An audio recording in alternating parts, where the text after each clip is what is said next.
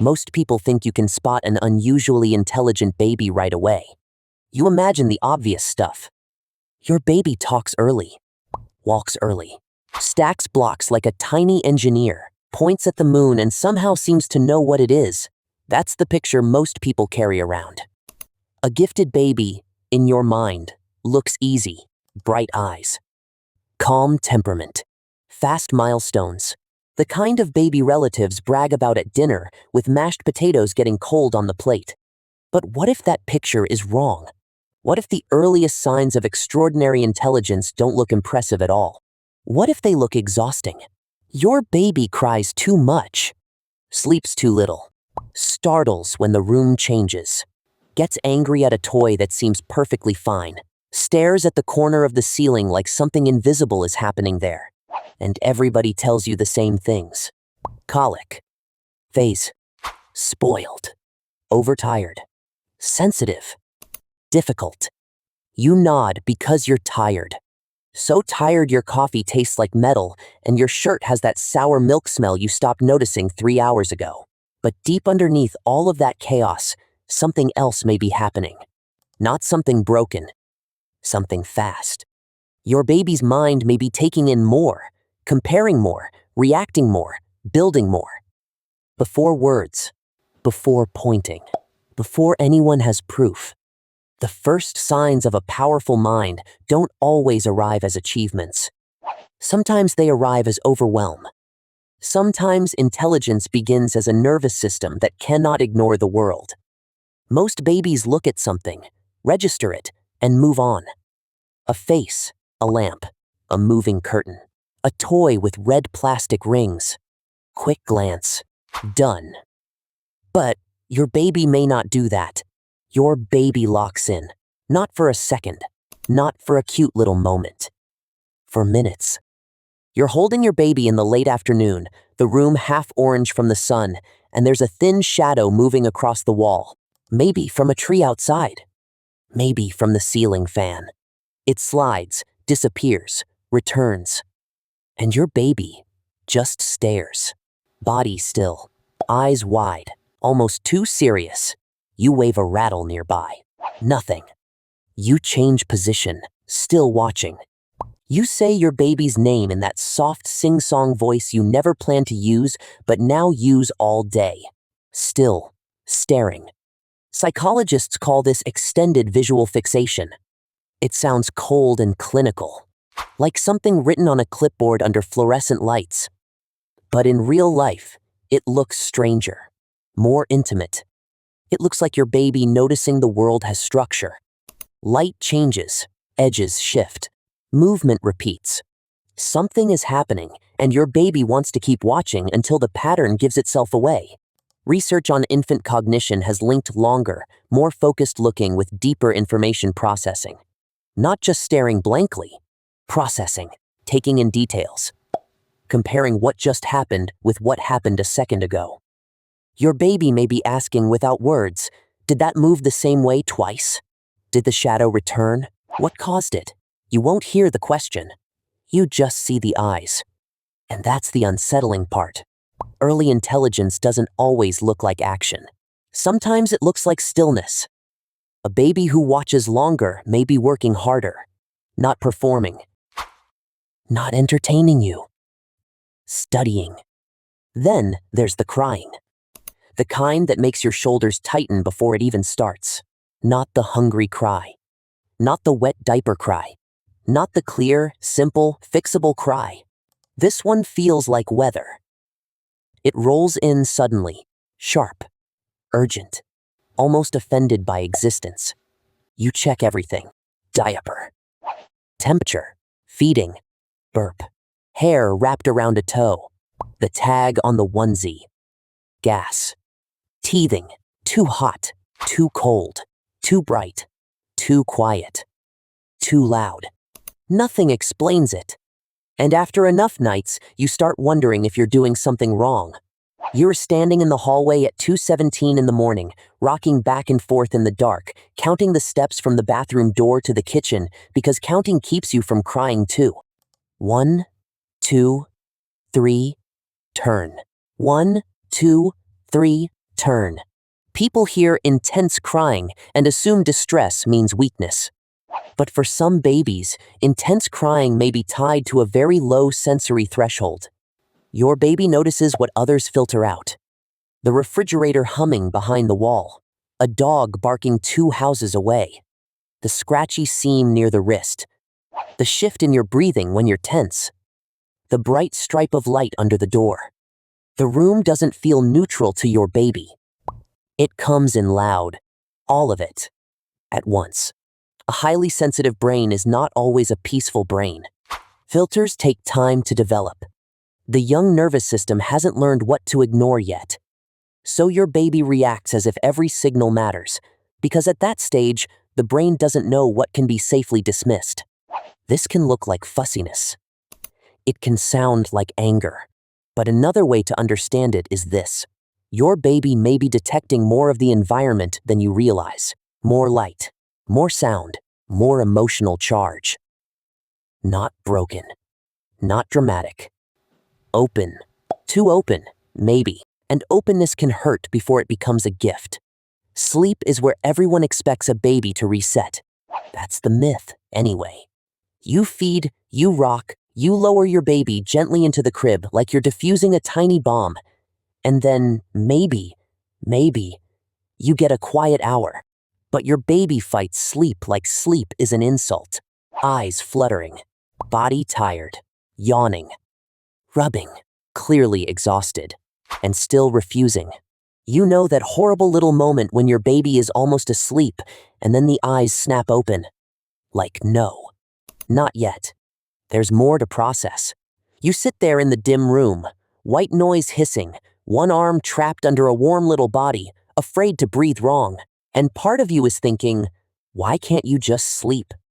But some research has suggested that infants with higher cognitive potential may spend more time in active sleep, including REM-like states.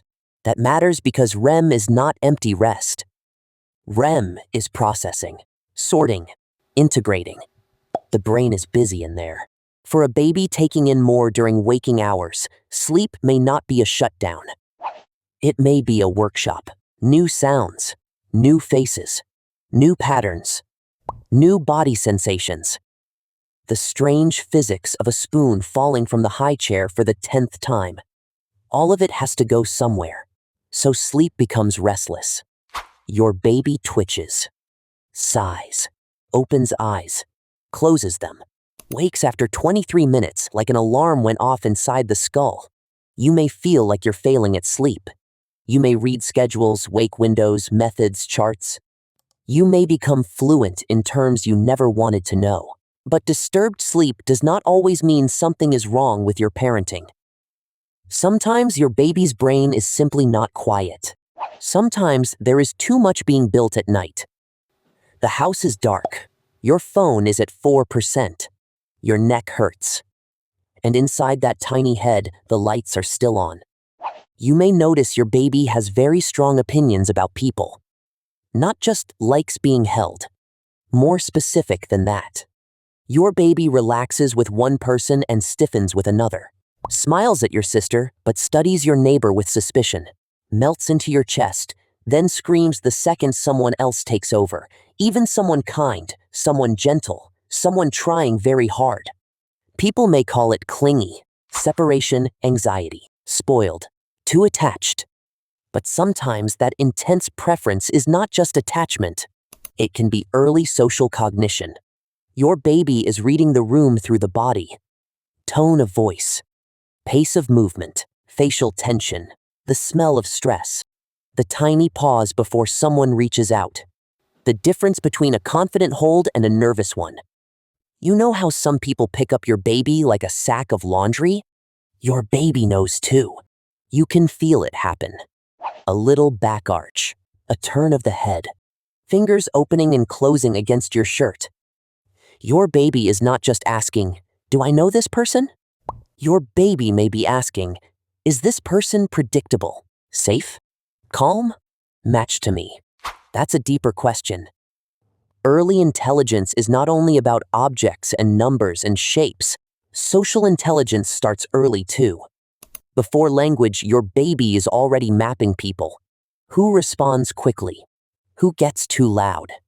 Who ignores signals? Who notices? Your baby may prefer specific people because those people make sense. Their faces match their voices. Their hands move gently. Their emotional weather is easier to read. And when your baby refuses everyone else, it may feel inconvenient. It is inconvenient, but it may also be perception. A small mind already sorting humans into patterns of trust. Then comes the frustration. Not later, when toddlers throw themselves on grocery store floors under the cereal aisle lights. Earlier, much earlier than you expected.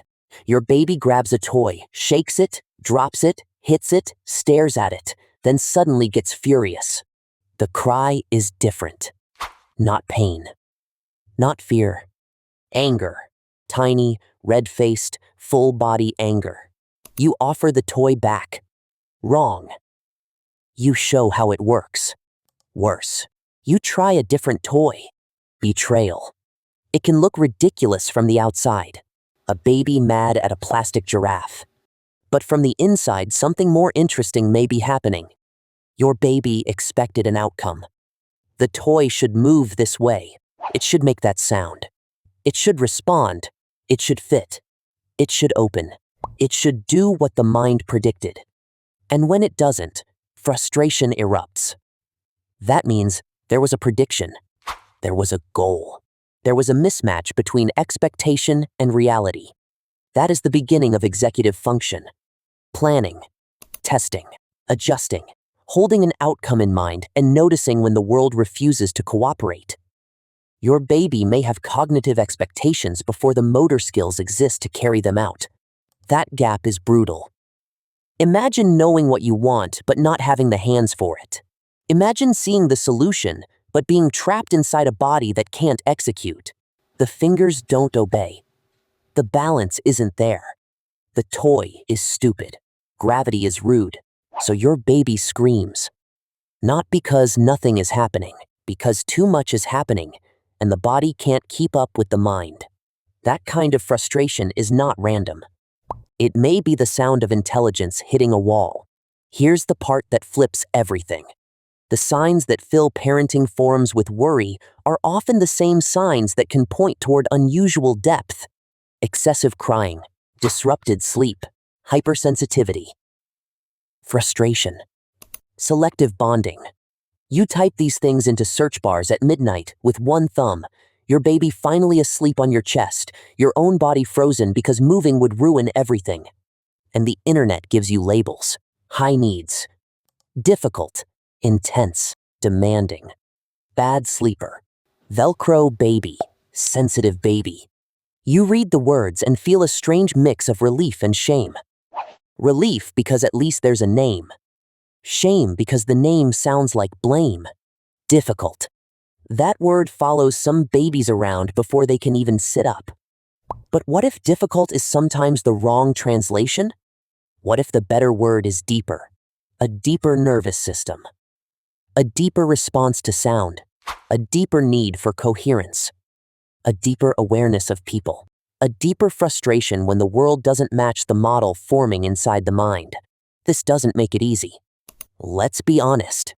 It can be awful. You can love your baby completely and still feel wrecked by the intensity. You can believe something beautiful is unfolding and still need sleep so badly your bones feel hollow. This isn't a romantic story where exhaustion magically becomes a blessing. But it does change the question. Instead of asking, "Why is my baby so hard?" you begin asking, "What is my baby experiencing so strongly?" That shift matters. Because the way you interpret intensity changes the way you respond to it. A difficult baby gets managed. A deep baby gets understood. One of the more fascinating signs is called deferred imitation. Simple idea. Strange when you see it. Your baby watches something once. Maybe you tap a wooden spoon on the table twice, then pause, then tap again. Nothing happens in the moment. No imitation. No big reaction. You assume it didn't register. Then a day later, Maybe 2, your baby picks up a spoon and does the same rhythm. Tap, tap, pause, tap, and you freeze. Because you know. You know where that came from. Deferred imitation means your baby observed an action, stored it, and reproduced it later. Not immediate copying. Delayed recall. That involves memory, working memory, temporal awareness. The sense that something happened before and can be brought into the present again. For a baby, that is enormous. Your baby is not just living in a blur of now. Your baby is carrying moments forward. A gesture, a sound, a sequence, a facial expression, a silly game you did once while half asleep and forgot. Your baby didn't forget. That's the eerie part of raising a very observant mind. You discover you are being recorded in ways you don't notice. The way you click your tongue, the way you sigh before picking up the laundry basket, the way you say, okay, okay, okay, when the bottle warmer takes too long. Then one day, your baby does it back. Not perfectly, not dramatically, just enough to make the room feel different. Because imitation is not copying like a machine. It is proof of an inner world holding on to the outer one. Some babies don't just like repetition. They demand it. Same book, same page, same voice.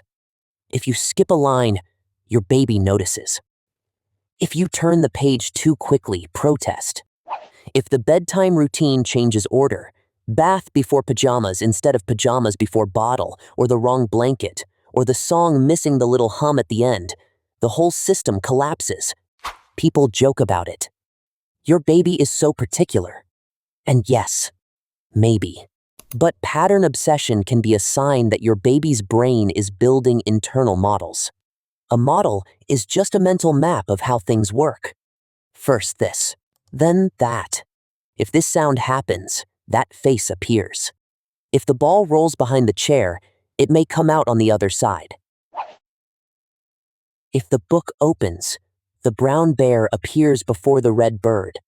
Repetition is not boring to your baby. Repetition is data. Same book, same sequence, same outcome. Again, again, again. Your baby is testing whether the world stays consistent. That's systematic thinking in its earliest form. You may be sick of the book, completely sick of it. You can recite it while brushing your teeth. You hear it in your dreams. The pages are chewed soft at the corners, and one animal has a suspicious smear of banana on its face. But your baby wants it again because the sequence matters. Prediction is pleasure. Accuracy is pleasure. The brain says, I knew that was coming, and knowing what comes next is the foundation of logic. So when your baby insists on sameness, it may not be stubbornness. It may be hypothesis testing with board books and drool. There are other signs too, quieter ones. Your baby may react to the emotional atmosphere of a room before anything obvious happens. You and someone you love are speaking in calm voices, but there's tension underneath. Tight jaw, short answers, air too still. Your baby starts fussing, not because of volume, because of charge. Some babies seem to feel the room before the room admits what it is. Your baby may also show early self-awareness in tiny ways, pausing at a mirror longer than expected, touching the face, then the reflection, looking from your expression to the reflected image and back again. Not fully understanding, no, but sensing a relationship, sensing that bodies can be seen, that faces mean something. And then there's the silence, deep silence, not sleep, not zoning out, a wakeful quiet that makes you lower your own voice. Your baby sits in your lap and studies a beam of dust in the air, or watches rain crawl down a window, or holds a block without mouthing it, just turning it slowly in both hands. You can almost feel the thinking, even though you cannot enter it. That silence can be easy to miss because it doesn't demand anything. Crying gets attention. Sleep trouble gets attention. Milestones get attention. But stillness gets overlooked. Yet sometimes the deepest processing happens there. Your baby may be thinking about cause and effect, or sound, or faces, or the weird fact that hands belong to the body and can make things happen. You don't know. That's the humbling part. You are beside a mind before it can explain itself. You are watching intelligence before language dresses it up. No test, no score, no certificate. Just a quiet baby staring at rain like the window is teaching a private lesson. Intelligence in its earliest form does not always announce itself. It does not walk into the room wearing a label that says gifted. It does not always arrive as early words or easy behavior or perfect sleep. Sometimes it cries too much. Sometimes it sleeps too little. Sometimes it flinches at sounds nobody else heard, rejects people who seem perfectly nice, gets furious at toys, demands the same page again, and stares at shadows as if the universe left a clue there. And yes, sometimes a cry is just a cry. Sometimes sleep trouble is just sleep trouble. You still check the basics. You still call the pediatrician when your gut says something is wrong. You still protect your own sanity because no baby needs a parent disappearing under the weight of endless interpretation. But you also leave room for wonder. You stop assuming that intensity means defect. You stop treating sensitivity like a flaw that needs to be sanded down. You look more carefully at the overwhelmed baby in your arms. The damp hair, the clenched fist, the eyes that won't let go of the light moving across the wall. Not a problem in need of fixing. A mind quietly becoming something extraordinary. The first sign of genius may not be talent. It may be trouble. Look closer at what overwhelms your baby, because sometimes the future arrives crying.